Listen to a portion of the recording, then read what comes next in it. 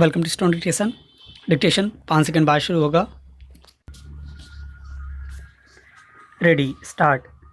मानव शरीर में प्रमुखतः दो बल कार्य करते हैं, एक शारीरिक बल, दूसरा आत्मबल। शारीरिक बल पौष्टिक आहार से पेट की भूख शांत कर प्राप्त किया जा सकता है, पर आत्मिक बल के लिए आत्मिक संतुष्टि जरूरी है, जो सत्य, सदाचार आदि सात्विक गुणों से प्राप्त होती है। श्रीमद् भगवद गीता के अनुसार सत्य, अहिंसा, दया, दान, त्याग, इंद्रिय निग्रह, शौच, स्वाध्याय, कोमलता आदि पुरुष की दैवी संपत्तियां हैं, जो ज्ञान प्रकाशिका और सुख शांति प्रदात्री हैं। यही आत्मतत्व की संपोषिका होने के कारण आत्मबलवर्धिका भी हैं। पुरुषार्थ सिद्धि का सबसे बड़ा साधन यही आत्मबल है। सत्व गुण से उत्पन्न होने के कारण यह अधिक शक्तिशाली होता है। इससे असंभव कार्य भी संभव हो जाते हैं। महात्मा गांधी ने यदि अंग्रेजों से लोहा लिया तो इसमें उनका आत्मबल ही था, जिसे उन्होंने अपनी दैवी शक्तियों से अर्जित किया था। महान भौतिकविद स्टीफन हॉकिंग ने आत्मबल से ही अपनी गंभीर बीमारी पर विजय प्राप्त कर डॉक्टरों की भविष्यवाणी को मिथ्या कर दिया था। उत्प्रेरक वचनों से भी आत्मबल बढ़ाया जा सकता है। महाभारत का विदोलोपाख्यान इसका प्रमाण है।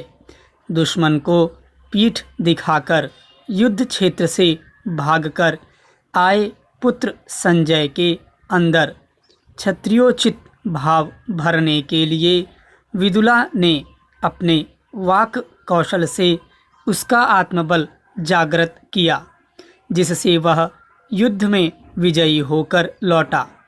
रामायण में जामवंत ने अपनी प्रेरणादायी वाणी से दीनहीन बैठे हनुमान के अंदर आत्मबल का ही संचार किया। कोरोना महामारी के इस काल में सब और इम्यूनिटी बढ़ाने की बात हो रही है। यह इम्यूनिटी एक तरह से आत्मबल ही है। इसे बढ़ाने के लिए डॉक्टरों द्वारा योग, प्राणायाम, शौच और सात्विक आहार करने की सलाह दी जा रही है। ये सभी सात्विक गुण हैं। इन्हें अपनी दिनचर्या का अंग बनाएं और आत्मबल अर्जित कर सत्संकल्पों को पूर्ण करें। चेंज। देश आज 72वां गणतंत्र दिवस मना रहा है। विराम। दिल्ली के राजपथ पर हर बार की तरह शौर्य और पराक्रम का प्रदर्शन होगा। विराम। भारत दुनिया को अपने 7 दशकों की उपलब्धियां दिखाएगा। विराम।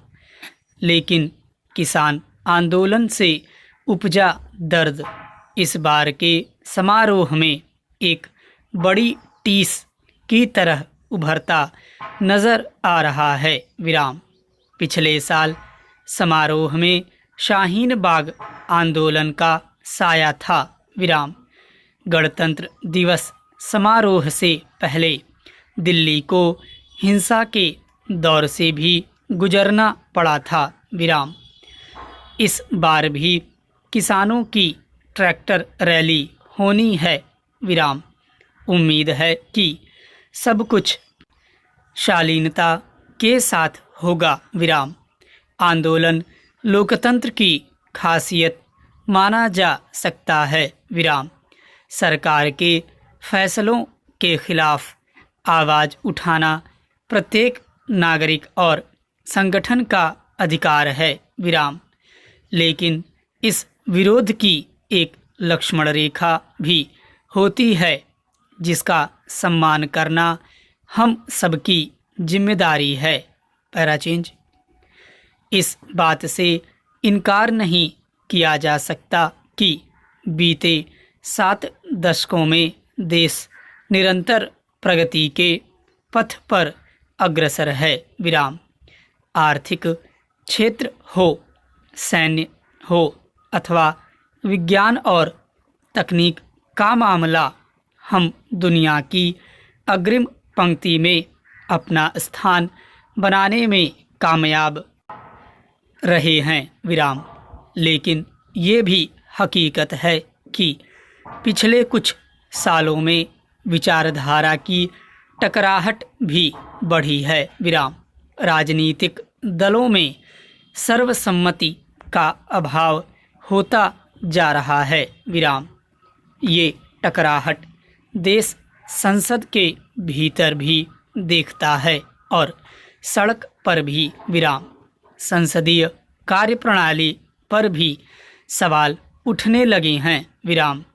संसद का हर सत्र टकराव से शुरू होकर हंगामे के बीच सिमट कर रह जाता है। विराम। महत्वपूर्ण मुद्दों पर विचार विमर्श की परंपरा क्षीण होती जा रही है। विराम। एक दूसरे पर व्यक्तिगत प्रहारों का सिलसिला लगातार बढ़ रहा है। Para change. गणतंत्र दिवस के मौके पर इन मुद्दों पर भी विचार होना चाहिए। विराम। पक्ष विपक्ष को आत्मचिंतन करना चाहिए कि चूक आखिर कहाँ हो रही है। विराम। आमजन से जुड़े मुद्दों पर संसद में ठीक ढंग से बहस क्यों नहीं हो रही। विराम। संसद का कार्यकाल सिर्फ खानापूर्ति तक क्यों सिमटता जा रहा है। किसी एक पक्ष को जिम्मेदार नहीं ठहराया जा सकता। विराम। लेकिन रास्ता देश को ही तलाशना होगा। हम अपने आप को दुनिया का सबसे बड़ा लोकतांत्रिक देश कहने में गर्व महसूस करते हैं, लेकिन लोकतांत्रिक परंपराओं का निर्वहन ईमानदारी से नहीं करते। विराम। राज्यपाल और मुख्यमंत्री के बीच टकराव अथवा विधानसभा अध्यक्षों की कार्यशैली पर उठने वाले सवालों का जवाब तलाशने के लिए कोई पहल होती नहीं दिख रही। विराम। हर मामले में न्यायपालिका को बीच में डालने की परंपरा के मायने यही हैं कि सरकार और राजनीतिक दल अपनी भूमिका में खरे नहीं उतर पा रहे। विराम। गणतंत्र दिवस की सार्थकता तभी साबित मानी जाएगी जब टकराव का रास्ता छोड़ सभी राजनीतिक दल आम सहमति का रास्ता तलाशने में सफल होकर दिखाएं। स्टॉप।